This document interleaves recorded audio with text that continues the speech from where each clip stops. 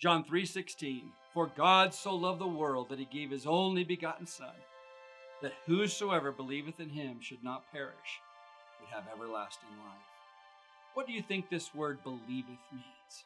It doesn't just mean to acknowledge it as a truth. It doesn't just mean to believe that he existed, that he was the greatest person that ever existed.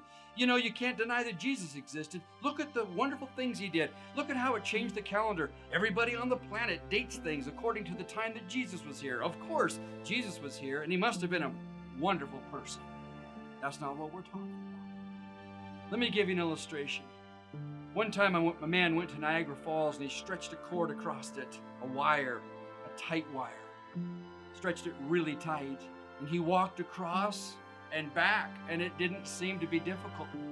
Then he took a wheelbarrow and put 300 pounds of bricks in it, and he walked across and back, and it didn't seem to be difficult. By now, the huge crowds have gathered. And he speaks out among the crowd. He says, I just did it with 300 pounds in a wheelbarrow. Who thinks I could do it with a 150-pound man?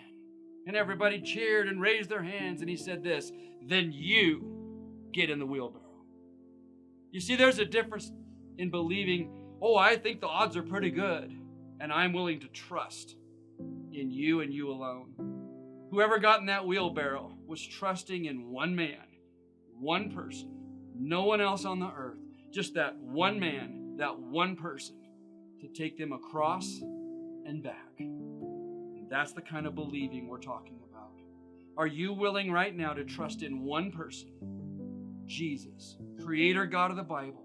No one else, not yourself plus Jesus, not your good works plus Jesus, just Jesus and Jesus alone. His perfect life, death, burial, and resurrection. The full payment for your sin. Are you willing to get into the wheelbarrow of salvation and say, I'm believing, I'm trusting, I'm repenting of my sin and turning exclusively to Jesus Christ for the forgiveness of my sin, and I trust you, Lord. You have the power to do it. I'm placing my eternity in your hands.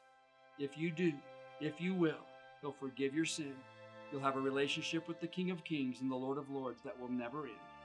I hope that you'll be saved today.